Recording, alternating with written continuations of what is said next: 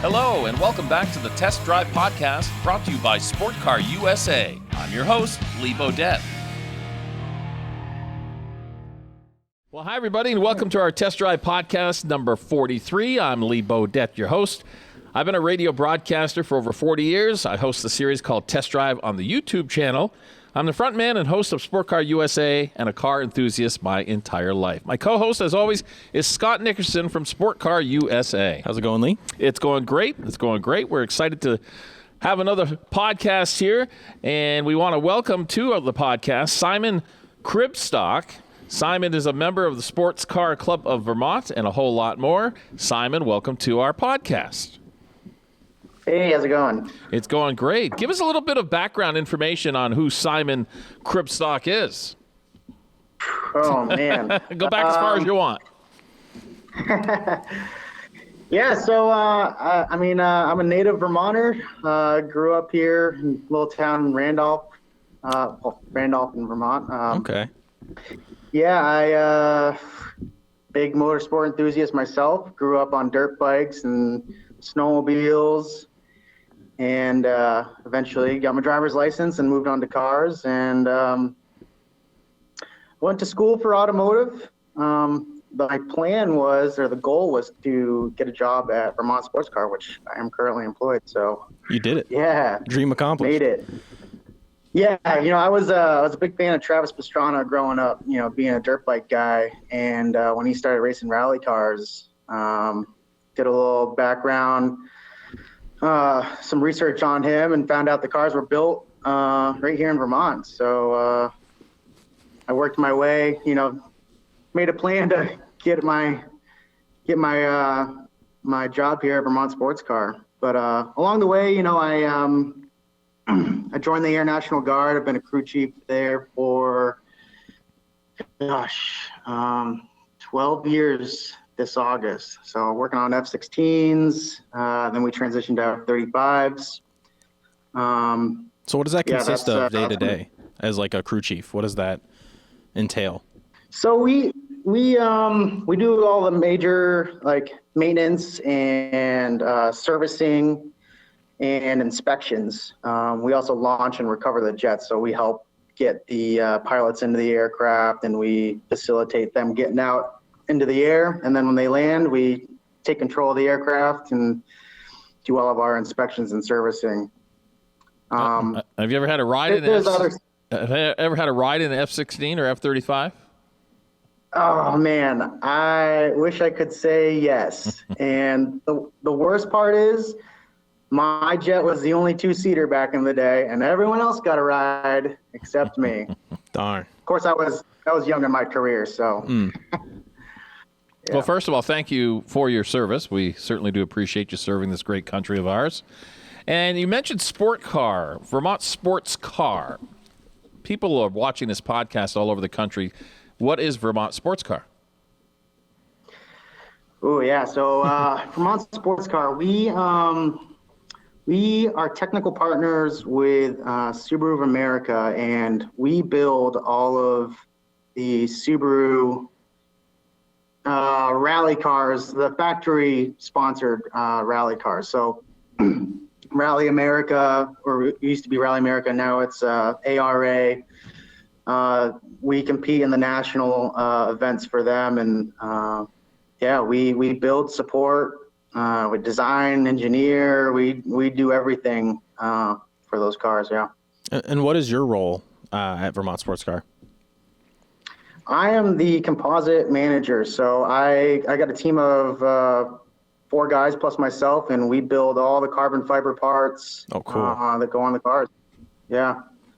That's a lot of fun. Busy. Yeah, and I know you have a Subaru of your own. It's right. not a super common model from what I've seen. Not anymore. Yeah. So what's the kind of work that you've done as more of like an enthusiast instead of just for work? Yeah, so I've had that car since 2009 now, and it's gone through so many changes. So it's a 95 Impreza 2-door. Obviously, they don't make it anymore, and they are pretty rare. You know, being a Subaru, everyone drove them in the northern states, so a lot of them are rusted out. The ones that you know, were daily driven. But yeah, I mean, I basically just did a full STI swap in it. I mean, it's kind of a Frankenstein of a build now, but yeah, I mean, it's basically the equivalent to you know, a JDM STI that you would find in, you know, Japan or Australia or Europe. So they didn't make them here in the States, so I had to build my own. Yeah, I've seen some clips that you've shared recently, and it definitely moves along pretty quick. And Vermont is such a small state with only 600,000 people compared to California with 360 million people. Right. I guess a lot of people are surprised when like Ben and Jerry's, okay, a little state like Vermont, wow, Ben and Jerry's, look at it, it's global. It's everywhere right now. With your Vermont sports car, I've never been there. I've driven by, and just driving by the facility, I just know I want to go inside because it's got to be super impressive. What am I going to see when I go inside Vermont sports car in Colchester, Vermont, right? Milton. Is it Milton or Colchester? So we used to be in Colchester. Lance built a brand new building back in 2018, I think, and that's the one in Milton now. Yeah. I mean, this place was built to build race cars. I mean, versus the other place was just kind of, we were renting out, you know, warehouse space and whatnot. So yeah, I mean, you walk in, the first thing you see is a rally car right in the lobby. I mean, it's right there, bam, right in your face. But, you know, as you move through the building, you'll see, you know, the build bays, and then you have, you know, your engineering offices, your parts department, your engine and drivetrains. We have a metal fab shop. We've got the composite shop, of course. And then we have actually a big indoor truck bay also, which was you know, a huge advantage to the truckies. You know, they're not having to work on snow-covered trucks all the time. So, right. Yeah, I mean, that's the basics of it. Yeah, from even just pictures that I've seen, it looks like it's cleaner than a hospital. Like, it's just, they're all like pristine rooms that are, I mean, I'm sure it's not like that always. I'm sure there's, you know, you got to work in there, so it can't be clean all the time, but it's very well kept. Yeah, it's not your typical, you know, mechanic shop. No, definitely not. And being in Vermont with the snow and the mud and the rain, most car enthusiasts who are really into their cars, they don't see those vehicles get out of their garages until maybe May 1st. Where in your case, with being what you guys do at Vermont Sports Car, you guys are out there in the winter, right? Oh, yeah. We're racing all year long. Oh, yeah. All over the country and parts of the world. So, yeah. And we're out there. And for what you do, I know that there's lots of different forms of rally. I know that you guys do internal combustion engines and electric stuff as well. So you must be pretty busy with that. Yeah, so we have an EV branch that's separate from Subaru, but that is you know, managed Vermont Sports Car. Those are kind of spec cars, so we aren't really allowed to do a lot with them, but we do the basic maintenance and servicing on them, you know, and then obviously getting to the track and managing, you know, races. So right. So the engineers. I personally, my department. What was that? I said the engineers don't get to play around as much as they probably like with that stuff. No, and neither do I. I don't really do much with the EV cars. Well, that's fine. We like internal combustion here too. Yeah, me too. Yeah. How did Vermont Sports Car get its start?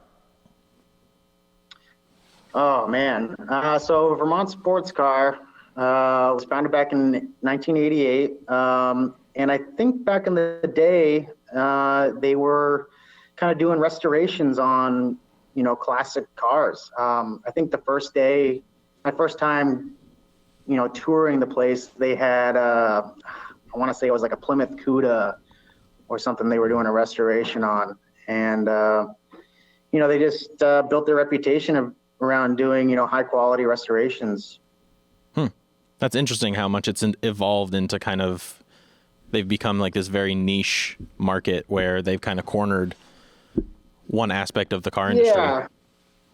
So they quickly kind of moved into the rally world. I think there was some guys with some money that wanted to go play, and they were in a position to kind of support these rally teams, and then that just took off, and then eventually they secured a contract with Subaru, and I think right around that time, I think ProDrive was kind of getting out of the game over in Europe, and Subaru didn't really have any cars in the rally world, so they were trying out the United States, which back then rally was very small, and still relatively small compared to NASCAR. So right, we're constantly trying to grow it, and we've come a long way, I think.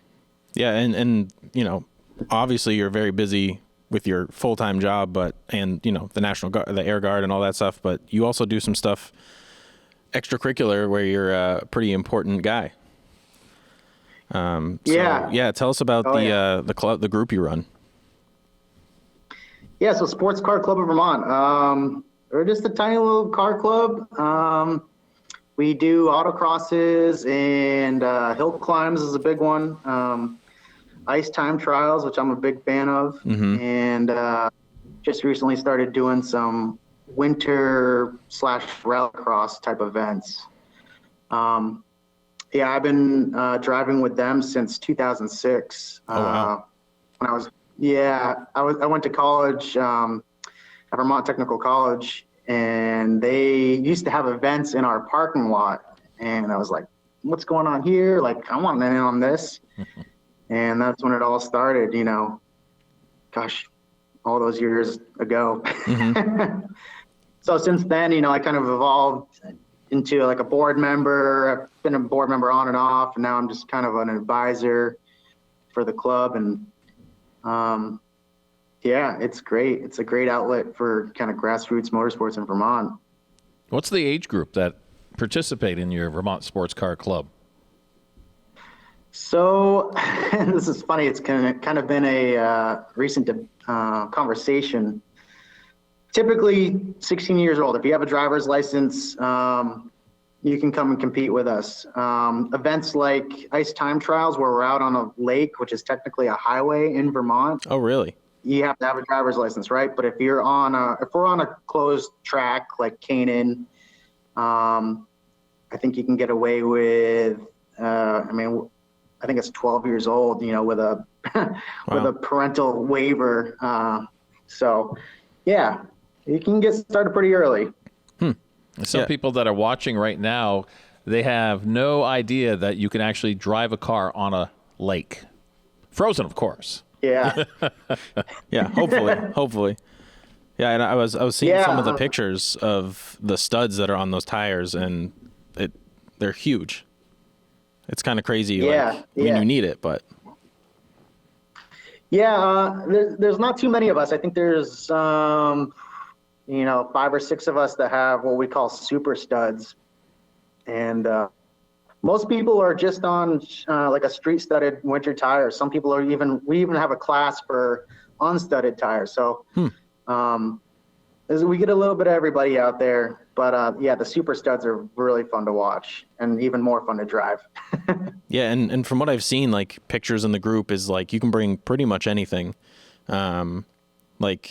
People are bringing kind of like daily drivers and just going out and having fun. I think that's what's great about it is like you don't have to spend a bunch of money on souping up something crazy. You just go try and beat your own times or just go for fun. Yeah, it's super low risk. You're not driving wheel to wheel with people. They're out on the lake. There's nothing to really run into. I mean, short of falling through the ice, but we won't talk about that. There's also the cost of autocross and ice racing is very cheap compared to a track day or a high performance driving event. So I think that's the appeal for people is, for $40, you can come, drive and have a lot of fun. What do you have to do to do you have to reserve a certain section of the lake, or can you just how does that work?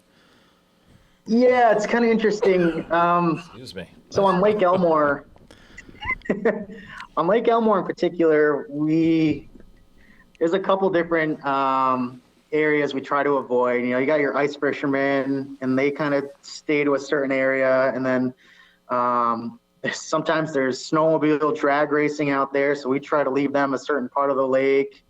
And over the years, we've kind of just developed, an area, I guess, that we always hold our events in. Mm-hmm. There's a couple neighbors that aren't exactly excited to have us, but most people are okay. And, if there's ever an issue, usually it's not too much. The lake is big enough. Right.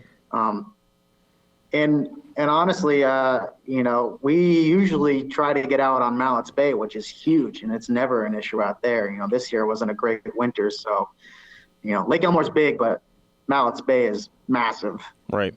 It's a lot more water to freeze to make it safe, especially with, how warm this year was.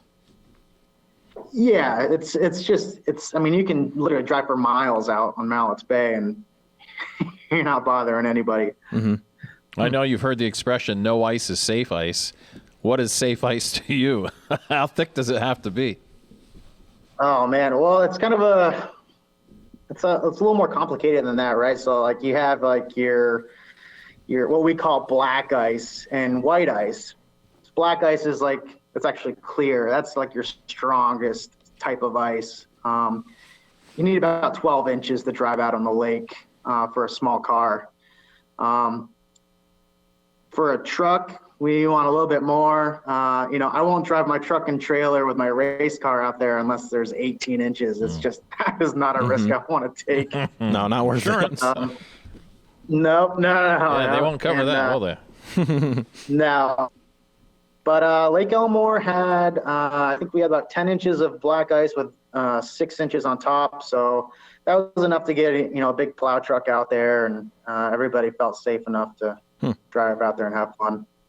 Yeah, and I also grew up in central Vermont, a town over from Randolph, actually. And I noticed you do a lot of stuff with the Diamond Run Mall, which holds a lot of nostalgia for me growing up in the area. So how did that come about, that you kind of made use of a space that had kind of died? Yeah, so we don't have a lot of venues in Vermont to drive in, and typically autocrosses are held in big parking lots, right? And we used to go to Vermont Technical College. We kind of outgrew their lot.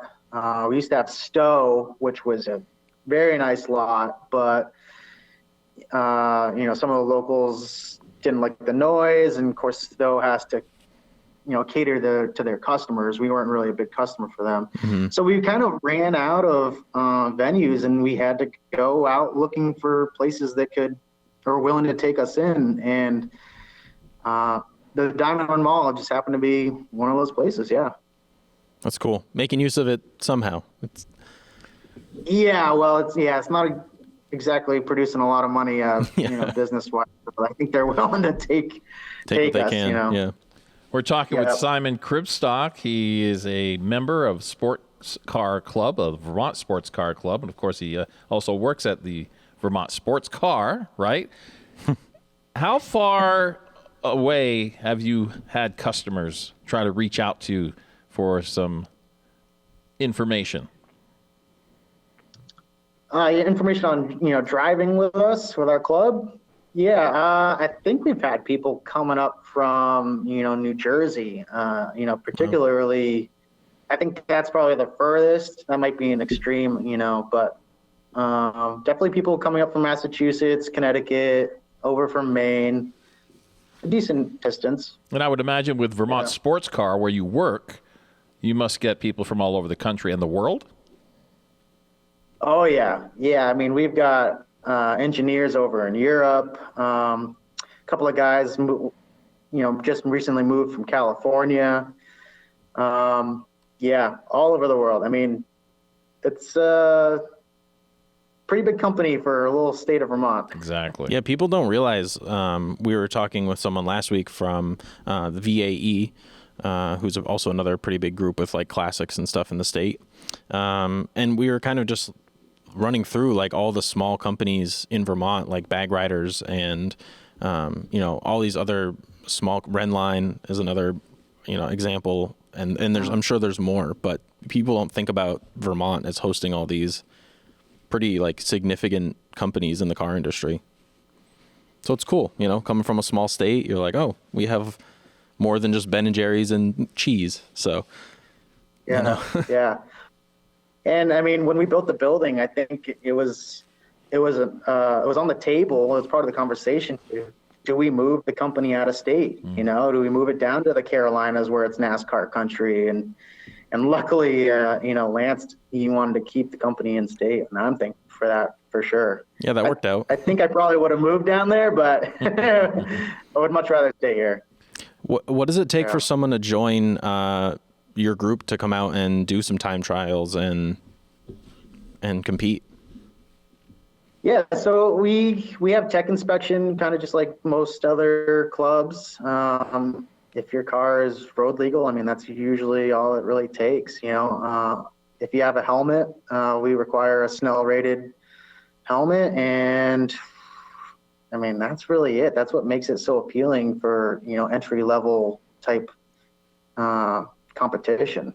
And do you have different classes? Like, I'm sure if someone showed up, is there limits? Like if someone showed up in their Corvette, would you let them run? And is it how do you kind of divide that up if someone shows up with something a little more aggressive? Yeah, so there's no limit. I mean, you could have a brand new C8 Corvette out there. There you go. Not taking mine.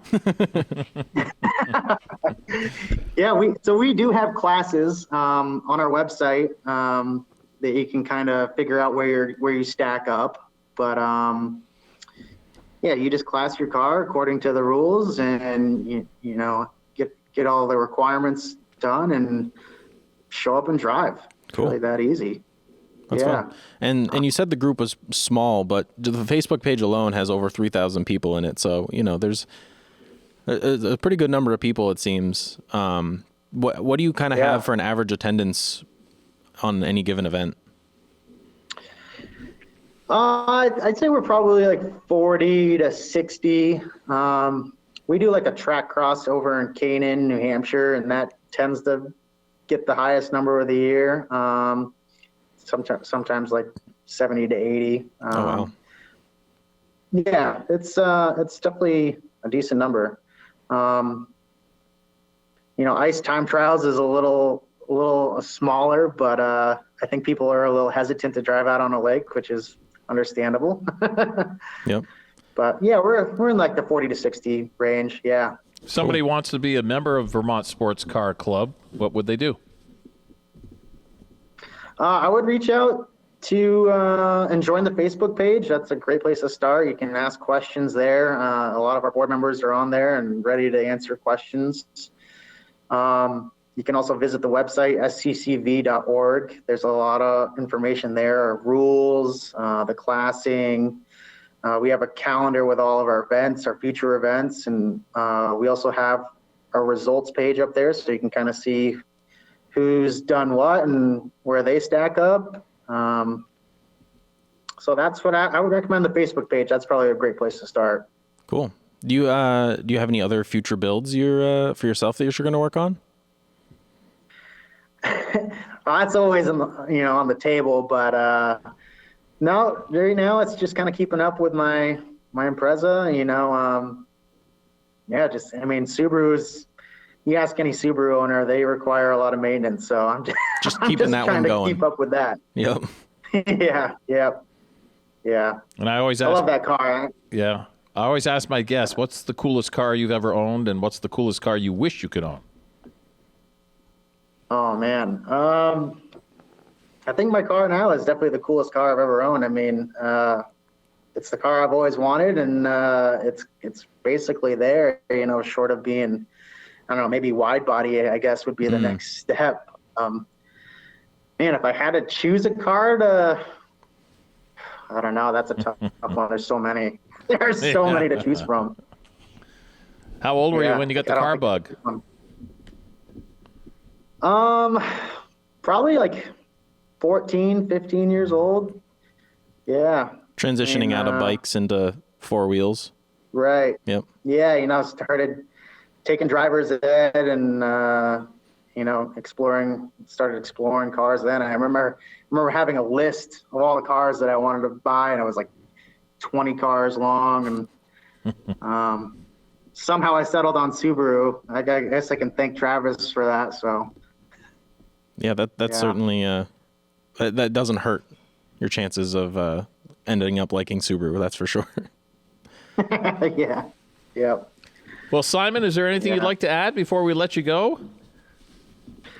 No, nothing comes to mind. I mean, if you're thinking about getting into motorsports, I mean, autocross is a great entry-level way to do it.